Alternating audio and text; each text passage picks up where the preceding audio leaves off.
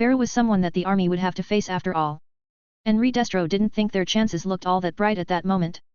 As he watched the insectoid, he realized something else. Bear seems to be especially busy. Why is he in such a hurry? He watched as the insectoid took off and tried to follow him. He tapped into all of the security cameras he could, eventually reaching the one where Stain was torturing the students. He found the scene very distasteful, but he didn't really let it bother him all that much. What truly caught his attention though, was the way Bear dealt with the villain.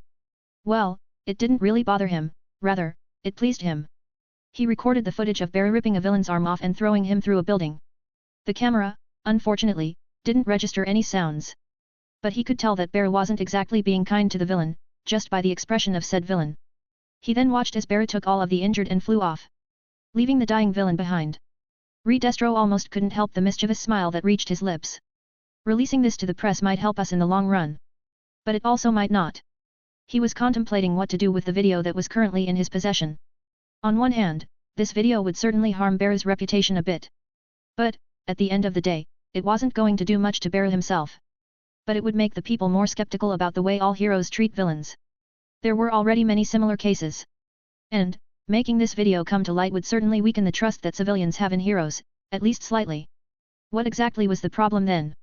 Well, publishing that video would also mean that he'd have to hasten the movements of the Meta Liberation Army. If he just published it now, by the time the army was ready for action, the public would have already regained their trust in heroes, making their operations more difficult. Also, he needed to somehow warm the public up to their ideas quickly enough. Which was simply impossible. Therefore, he decided to hold on to that particular video. He was certain he'd find a use for it. For now, he needed to focus on strengthening the Meta Liberation Army and swaying the public to their ideals. Time skip 1 month. Underscore underscore underscore underscore underscore underscore underscore underscore underscore underscore POV barrel underscore underscore underscore underscore underscore underscore underscore underscore underscore underscore. Damn, it's already been a month since this whole internship incident. Gotta say things are progressing quite well. Well, I haven't spoken much with Izuku or Inko since. Just the occasional phone call, with Inko. That brat seems to be avoiding me, understandable. But I was also quite busy myself. I spent a lot of time watching television and hanging out with either Toga or the teachers. But I also had to participate in those stupid heists. I now always take that guy's appearance, this time I ask, and make sure that they follow the contract. Lady Nagant has yet to have been spotted though. The heist I will be attending tomorrow is the 5th. And, to be honest, I have a really bad feeling about it. I mean, Wolfram and his group have already gained a lot of attention. From now on, heists would obviously get progressively harder as more powerful heroes will show up.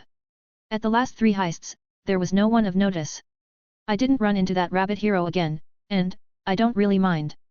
She may have been hot, but she was really annoying to deal with. I mean, I can't really go all out against any hero, so it's much easier when all of them are weak enough to not even be an issue for me. I mean, she wasn't all that strong, at least compared to All for One, but going easy on her was still hard. I also kinda forced myself to only use that specific gigantification quirk. Because regular people should only have one, and I don't need to attract even more attention to that group. 2 strong villains being part of it is already enough, me and Wolfram. We have been hitting different cities in different parts of the country. I had to take down quite a few helicopters that were pursuing us, pulling them down by the tail usually. It's kinda hard to not kill anyone, especially in a fight, but hey, it's manageable. And, I am not an idiot that lacks the self-control to not mindlessly start killing people. I mean, what's the use of power if all you do with it is kill people? I could do that with guns too. That's why I learned to cook food using that flame dude's quirk. I can make some pretty crispy hot wings using my perfect temperature control. Although Lunch Rush wasn't happy to see the mess my first attempts had left in his kitchen, imagine getting kicked out of a high school cafeteria, ha ha ha ha ha ha ha. Toga has been training every day for this entire month. Now, she seems to be able to go toe-to-toe with Aizawa, pretty good. She also tried to fight me, I don't really need to articulate how that went out, nothing changed. I mean, she did get a few cuts in.